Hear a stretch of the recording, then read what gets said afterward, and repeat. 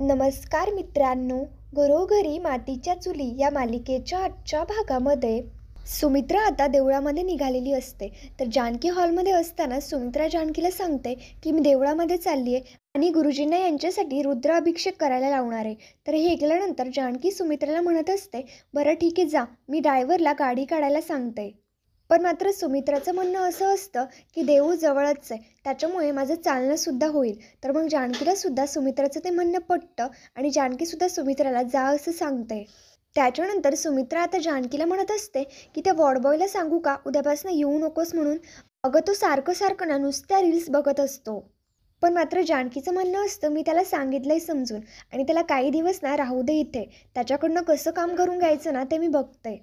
तुम्ही त्याची ना अजिबात काळजी करू नका. आणि सुमित्रा लगेच मंदिरात जाण्यासाठी तिकडनं निघून जाते आणि सुमित्रा बाहेर आल्यानंतर तेवढ्यात लगेच सारंग सुमित्राच्या आता मागे मागे येतो. कारण सारंगला ऐश्वर्या कशी चांगली आहे हे सुमित्राला पटवून द्यायचं असतं. सारंग सुमित्राकडे येतो आणि तिला म्हणू लागतो, आई तू कुठे चालली होतीस का? कारण मला तुझ्याशी बोलायचं होतं. याच्यावरती सुमित्रा म्हणते, अरे देवळात चालले होते, काय झालं बोल ना. तेवढ्यात लगेच आता इकडे दाराशी ऐश्वर्या येते आणि ऐश्वर्या सारंग व सुमित्रा यांच्या दोघांचंही ते सगळं बोलणं ऐकत असते. त्याच्यानंतर सारंग आता सुमित्राला म्हणतो, आई तू ऐश्वर्याबद्दल ना वेगळा गैरसमज करून घेतलायस. तर मग सुमित्रा लगेच आता सारंगला म्हणते, म्हणजे या विषयावरती बोलायचंय तर तुला बायकोची बाजू घेऊन माझ्याबरोबर भांडायला आलायस की काय? मला या विषयावरती बोलायला ना अजिबात वेळ नाहीये, मला उशीर होतोय. आणि सुमित्रा मंदिरामध्ये जाऊ लागते. पण मात्र सारंग लगेच आता सुमित्राला मोठ्याने ओरडत थांबवून घेतो. सारंग सुमित्रावरती ओरडत म्हणत असतो, थांब आई, तुला ऐकावंच लागेल. तर मग सारंगचा हा सगळा आवाज पाहता सुमित्रा लगेच आता आश्चर्याने सारंगकडे पाहू लागते. सारंग आता सुमित्राच्या जवळ येतो आणि तिला म्हणू लागतो, आई मी आत्तापर्यंत तुझ्याबरोबर तोंड वर करू ना कधीही बोललो नाही. पण मात्र आत्ता वेळ अशी आली ना की मला बोलावंच लागेल. कारण ऐश्वर्याविषयी तू जो समज करून घेतलायस ना तो फार चुकीचा आहे. तिथेच बाजूला कोपऱ्यामध्ये ऐश्वर्यासुद्धा उभी असते आणि सारंगचा तो आवाज पाहता ऐश्वर्यासुद्धा गालातल्या गालात हसत असते. कारण ऐश्वर्याचा हाच तर प्लॅन असतो. सारंग सुमित्राला म्हणत असतो, अगं जे घडलंय आणि जे घडवलं गेलंय ना त्याच्यामध्ये ऐश्वर्याची काहीही चुकी नाहीये. आणि हेच सांगायला त्या तुझ्या रूममध्ये आल्या होत्या काल. पण मात्र तू त्यांना सरळ सरळ रूममधनं हकलवून दिलंस. पण नाही आई, तू चुकीचं वागली आहेस. अगं आई, तू त्यांचं म्हणणं मांडण्याची त्यांना एक संधी तरी द्यायला हवी होतीस. तर मग आता सुमित्रा लगेच सारंगचं ते बोलणं पाहतं त्याला म्हणते, अरे वा सारंग, फक्त तूच बोलायचं राहिला होतास. लग्न झालं ना की मुलांना आपल्या जन्मदात्या आईबरोबर कसं बोलावं कसं वागावं हेच भान नाही राहत. काय बाजू घेऊ तिची? माझ्या डोळ्यासमोर तिने जानकीची साडी जाळली. आणि कालपर्यंत मी ऐश्वर्याच्याच बाजूने होते. तिच्या प्रत्येक वागण्यावर तिच्या प्रत्येक वाक्यावरती मी विश्वास ठेवला. आणि जवळपास मला ते खरंच वाटायला लागलं होतं की जानकीने नानांना जिन्यावरनं ढकललं, त्यांच्या खोलीमध्ये साप सोडला म्हणून. उशिरा का होईना पण मात्र माझे लवकर डोळे उघडले. माझ्या मनामध्ये जानकीविषयी तिने विष पेरलं आणि तिच्यामुळे आयुष्यात पहिल्यांदा मी माणूस ओळखायला चुकले. मी जानकीबरोबर नको नको तसं वागले आणि हे सगळं फक्त तुझ्या बायकोमुळे झालं.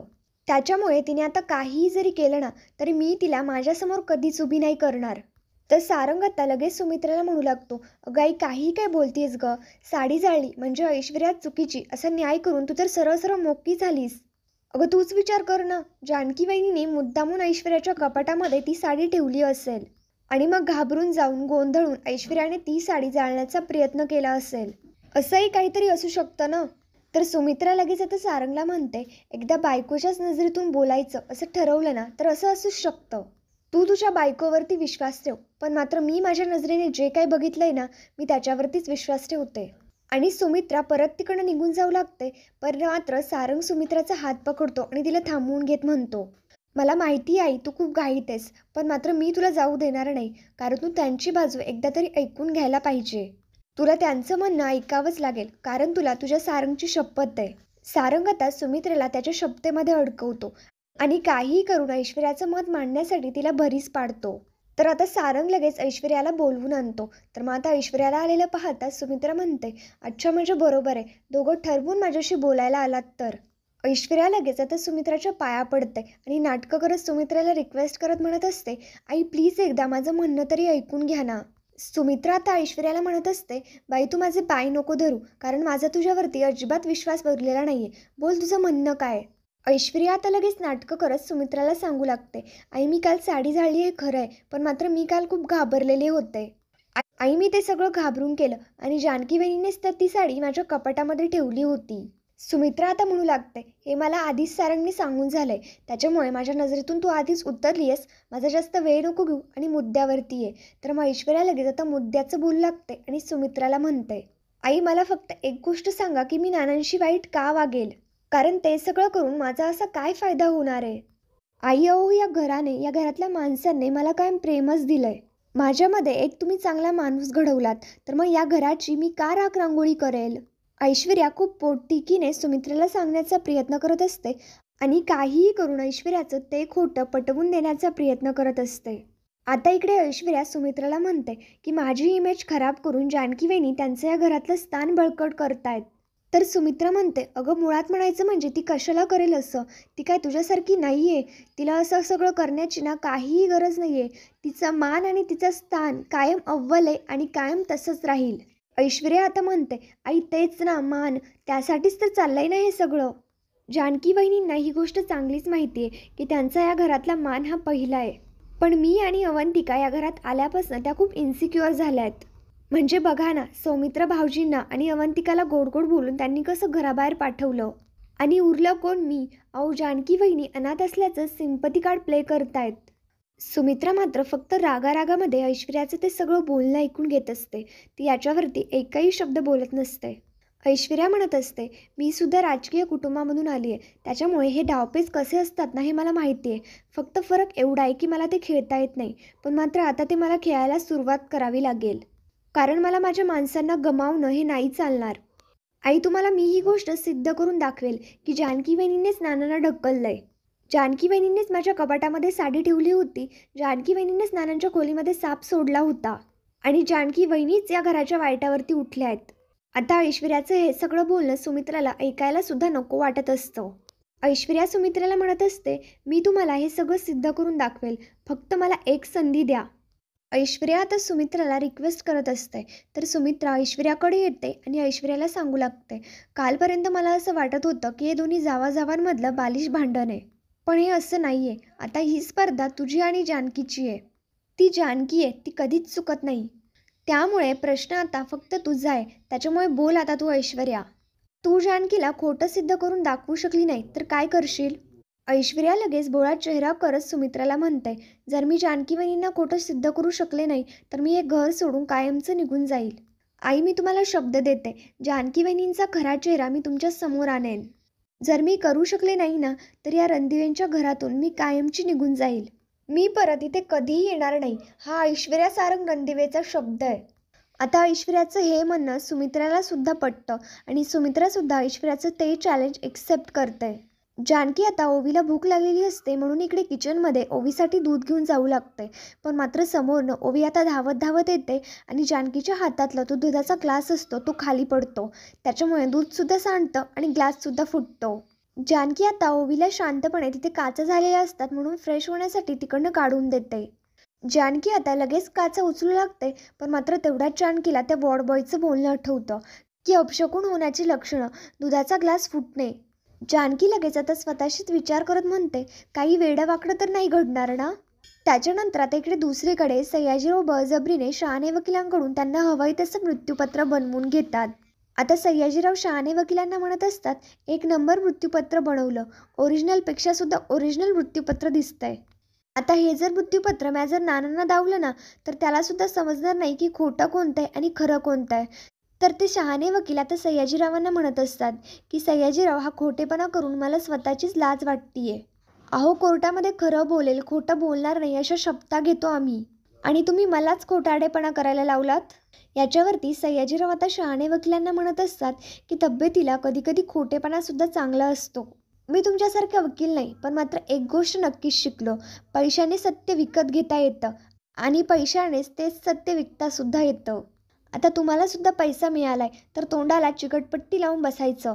तर शहाणे वकील सयाजीरावांचं हे बोलणं पाहता खूप घाबरत असतात आणि त्यांनी हे सगळं नाईलाजा पोटी केलेलं असतं. सयाजीराव शहाणे वकिलांना म्हणत असतात, जर कोर्टात जायचं असेल, या गावात राहायचं असेल आणि जर जगायचं असेल ना तर सयाजीरावांचा नाद नाही करायचा.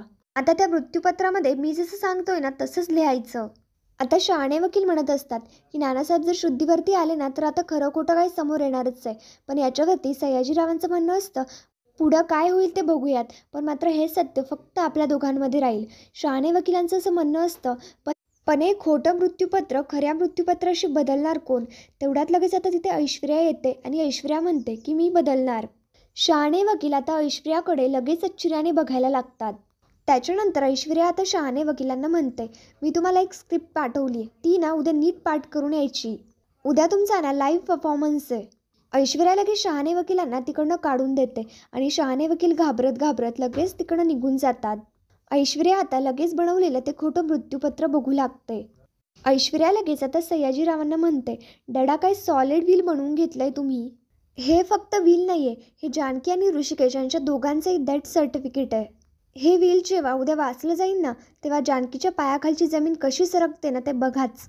त्याच्यानंतर ओवी आता ऋषिकेशची फोनवरती बोलत असते आणि रोवी तिच्याकडनं ग्लास फुटला हे सांगत असते. पण याच्यावरती आता ऋषिकेश म्हणत असतो, हे बघ बाळा, ते गरम दूध होतं, तू जरा ना जपून धावपळ करत जा. पण मात्र जानकी आता खूपच घाबरलेली असते, कारण जानकीच्या मनाला अशी हुरहुर लागत असते की नक्कीच काहीतरी चुकीचं घडणार आहे. तेवढ्यात आता ओवीचं दूध पिऊन होतं आणि ओवी जानकीला म्हणते, आई मी ग्लास ठेवून येते. तर मग ऋषिकेश लगेच फोनवरनं ओवीला म्हणतो की जरा हळूच जा, नाहीतर मला येताना ग्लासचा सेट घेऊन यावं लागेल. ओवी आता लगेच तिकडं निघून जाते आणि मग आता जानकी ऋषिकेशशी फोनवरती बोलू लागते. मग त्याच्यानंतर ऋषिकेश आता जानकीला सांगू लागतो, अगं सौमित्राचा फोन आला होता, तो व्यवस्थितपणे मुंबईला पोहोचलाय आणि 2 दिवसामध्ये अवंतिकाला घेऊन येतो असं म्हणालाय. जानकीची ती अस्वस्थता ऋषिकेशला सुद्धा जाणवते. ऋषिकेश लगेच जानकीला विचारतो की काय झालं, असं तू तुटक तुटक का बोलतीयस, सगळं ठीक आहे ना? तर मग आता जानकी लगेच ऋषिकेशला सांगू लागते की ऋषिकेश काहीही ठीक नाहीये. अहो ऋषिकेश, मला खूप काळजी वाटतीये. ओवीच्या हातून दुधाचा ग्लास पडला आणि तो फुटला. आश्रमात असताना सुद्धा एकदा असंच झालं होतं, दुधाचा ग्लास पडला आणि तो फुटला. मग त्याच्यानंतर आश्रमामध्ये शॉर्ट सर्किट झालं, आग लागली. त्याचीच मला भीती वाटते की पुन्हा असं काही होणार तर नाही ना, आपल्या घरावरती कुठलं संकट तर नाही येणार ना. दुधाचा ग्लास पडणं आणि फुटणं हा एक अपशकुन असतो. ऋषिकेश लगेच आता जानकीला सांगू लागतो की सगळ्यात आधी तू असा विचार करणं बंद कर, हे असं काहीही होणार नाहीये. अगं जानकी, तू ना अशा लहान सहान गोष्टीचं ना टेन्शन नको घेत बसू, सगळं आता ठीक झालंय. तू आता ओव्हरथिंकिंग बंद कर आणि अजिबात विचार करू नकोस. तर मग आता ऋषिकेशने समजावून सांगितल्यानंतर जानकीला सुद्धा ऋषिकेशचं म्हणणं पटतं. मग त्याच्यानंतर त्यांच्या दोघांचंही बोलणं होऊन ते फोन ठेवून देतात. त्यानंतर रात्री आता जानकी झोपलेली असते आणि जानकीला असं स्वप्न पडलेलं असतं की नाना तिच्याकडे उठून आलेत आणि नाना खूप रडतायत. नानांना असं रडताना पाहता जानकी लगेच त्यांना विचारते की काय झालं नाना, आणि जानकी इकडे नानांच्या जवळ येते आणि नानांना विचारते की नाना काय झालंय, तुम्ही का रडताय? तर मग आता नाना लगेच जानकीला रिक्वेस्ट करत म्हणत असतात की जानकी मला वाचव गं, कोणीतरी माझ्या जीवावरती उठलंय. जानकी अगं मला वाचव, आणि नाना लगेच तिकडनं गायब होतात. पण मात्र हे जानकीचं स्वप्न असतं आणि हे स्वप्न पाहिल्यानंतर जानकी लगेच डचकून जागी होते. तेवढ्यात लगेच आता तिथे ऋषिकेश येतो आणि ऋषिकेश आता जानकीला सावरत तिला विचारतो की जानकी काय गं, काय झालं, एवढी का घाबरली आहेस? जानकी ऋषिकेशला सांगू लागते की ऋषिकेश मला खूप वाईट स्वप्न पडलं, सकाळी दुधाचा ग्लास पडला आणि आत्ता हे स्वप्न. ऋषिकेश मला खूप भीती वाटतेय. तर ऋषिकेश शांतपणे जानकीला समजावून सांगू लागतो की जानकी तू शांत हो आणि जास्त विचार करू नकोस. आणि जानकी आता ऋषिकेशला म्हणत असते, हे आत्ताचं मला स्वप्न पडणं, ग्लास फुटणं, दूध सांडणं, हे सगळे ना नक्कीच काहीतरी वाईट संकेत आहे. तर ऋषिकेश आता जानकीच्या या बोलण्यावरती विश्वास ठेवतो. तर मित्रांनो, पुढील भागामध्ये आपण पाहणार आहोत, सुमित्राने आता खूप मोठी अनाउन्समेंट केलेली असते आणि ते विलचे पेपर पाहता सुमित्रा म्हणते की नानांच्या विलनुसार हे सगळं सौमित्र, शर्वरी आणि सारंग यांच्या तिघांचं आहे. सुमित्रा जानकीला म्हणते की घराच्या चाव्या तू ऐश्वर्याच्या स्वाधीन कर. तर जानकी लगेच ऐश्वर्याला त्या चाव्या देण्यासाठी येते आणि ऐश्वर्याला चाव्या देत म्हणते, गेली 10 वर्ष झाली तशा या चाव्या मी सांभाळतीये. या किल्ल्यात तुझ्या मुठीत देऊ शकतात, पण मात्र माझं घर नाही. नाना शुद्धीत आल्यानंतर सत्य सगळ्यांसमोर येईलच. तोपर्यंत तू या किल्ल्या मिरव आणि मी माझ्या माणसांची काळजी घेते. तर मित्रांनो, पुढील भागांच्या डेली अपडेटसाठी आमच्या शिव मराठी या चॅनलला लगेच सबस्क्राईब करा. थँक्यू.